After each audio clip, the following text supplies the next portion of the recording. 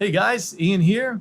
Welcome back to White Pine Living. And today I've got my friend Sheriff Watson to hang out with us for our little around town videos. Thank you for coming. Thank you. I appreciate you calling and having me come down. Dude, it's a lot of fun. I love having everybody that's been coming so far. So we're having a good time. Well, thank you. So just real quick, for maybe some people that haven't gotten to know you, how long have you lived here in India?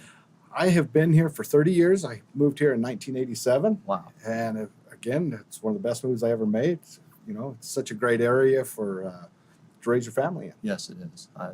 I love it.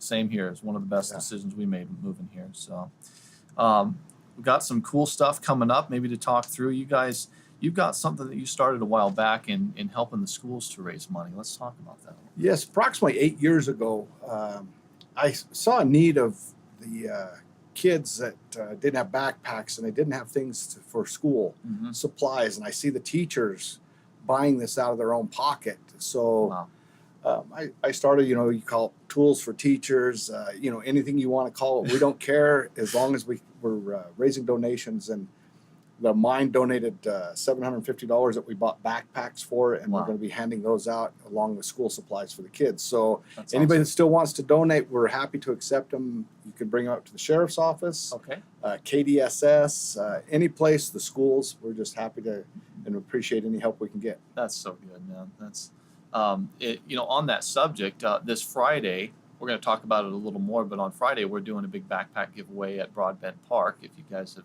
seen some of the posts about that, you'll want to make sure and come out for that. It's going to be pretty fun. Be great. So you guys have been working on some upgrades. You got a new jail. What's going on with all of that? Well, for the past 10 years, I've been trying for a jail. Okay. Of course, funding is always tough for rural counties. It's a go now. The county commission have approved, so we are moving forward. Wonderful. The sheriff's office and the jail was built back in the 70s, and it was originally designed for 20 inmates. Okay. Then Sheriff Romero, when he was in, he had to come in and they doubled the bunks and took it up to 40. Now we're up to 50 to 60 inmates a day. Wow. So we've outgrown it. That's it's time to go on. Sketchy. And they are going to build right there on the same site. We're going to add on to where we're at, and then they're going to add on a courthouse for security of everything for the inmates and everybody else involved. Oh, that's awesome. So everything will be a one-stop shop there. That's awesome. So what happens with the courthouse currently in play? Well, they're still going to use it. Okay. They're still going to keep the offices open. They're only going to move up the court essentials up there. So because we do not want to close the courthouse up there because that's a staple of the community and we want to keep that going. Yeah, it's a great building. I love that whole place.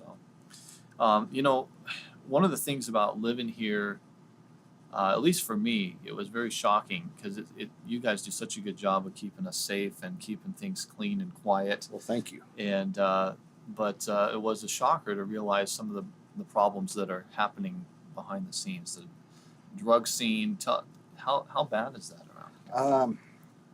White Pine County, we do have a severe drug problem. With the guys do a great job keeping an eye on it and trying to keep control as best we can. We have the Eastern Nevada Narcotics Task Force that we work out of here that they also assist Lincoln County and Eureka counties. Okay. Just the other day, we got a phone call and we authorized part of the task force to go over and had a big marijuana grow over in Esmeralda County that they went and took care of over there.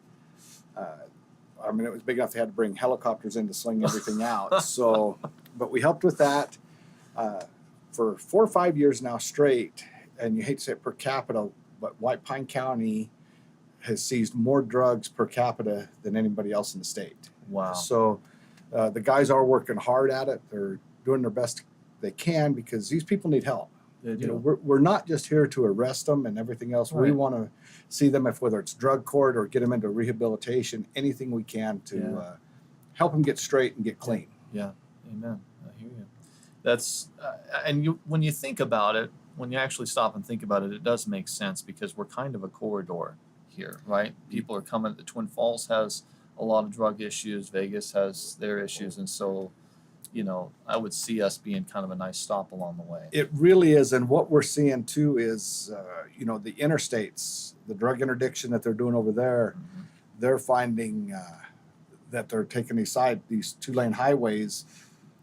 Nevada Highway Patrol, it's been a few months back, but they wound up on a traffic stop, and it was right at 9 pounds of heroin that they pulled out of a car that was within our community. Wow. So, and that's the stuff we want to get out of here and keep out of here. Yeah. I hear that. Now, you mentioned the marijuana growers. Some of that has changed recently in the state of Nevada, and I think maybe there's some misconceptions, some confusion. Let's talk about what that means for people, what's actually okay and what's not.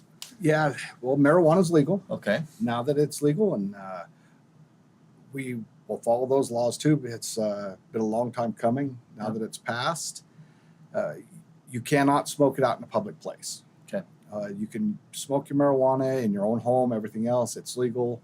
No problem. We see that some people are applying and want to start a dispensary here in White Pine County. Yep. Talked with the mayor about that. Yeah, and if they get the permits and everything else, it's a business, and they can move forward. But a lot of what people don't realize when they do smoke marijuana, and they bring it up, but it's legal in Nevada, but it's still a federal violation. That's right. So if a person smokes marijuana and they get picked up, and they have guns, that's a federal violation. Whoa. And if you look, anytime you buy a gun and you fill out that federal form, it says, do you use any illegal drugs? Well, yes, you do. If you smoke marijuana, then Yes, it's a you federal do. violation. So you lose your guns, you lose everything else. Wow. And that's even under a prescription marijuana. Wow. That would fall under that. That's a serious thing to consider. I mean, I know some guys that are kind of gung ho rednecks. They own a few guns and stuff, and they've always been like, hey, they're from the '60s. They're like, hey, I'm so glad I get to start smoking again. But you might want to rethink that, because technically you're gonna get yourself in trouble and probably lose your guns. That's correct. You could.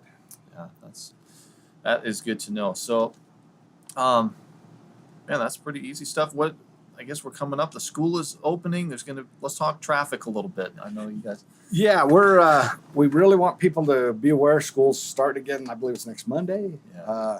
So we'll be back. We have the school zones will be in full operation. Some of the new laws that have come in, no U-turns in a school zone anymore. They passed that law, so we want people to be aware of that. That's a good thing to know. We'd much rather tell you than have to write citations. Sure. But the big thing is we just want to make sure our kids are safe out there crossing the streets, and it's up to us as adults to keep an eye out for them, because sometimes they don't make the smartest decisions. It's true. It's true. And So- now this is purely anecdotal. So you're the ones that deal with this like on a real basis. But it's in my own personal experience. It seems like even during the summer, I notice people drive pretty carefully, at least through downtown. I don't see too many dummies blazing through there, but It's not too bad. Okay. And we do a lot with our department. As what we like to do is high visibility. Yeah. So if you see us, it causes people to slow down. Yeah. And that's okay. And we try to stress we're not out there to write tickets and everything else. right. We just want you to abide by them and Right. follow them. So if you see us, slow down, keep it under control, and everybody's good. That's awesome, man. That's pretty simple. Well, thank you for taking the time to come Well, in and hang out with us. Thank you. I appreciate You everything you guys- do for our community. It's my pleasure, man. You guys stay safe, and we will see you next time.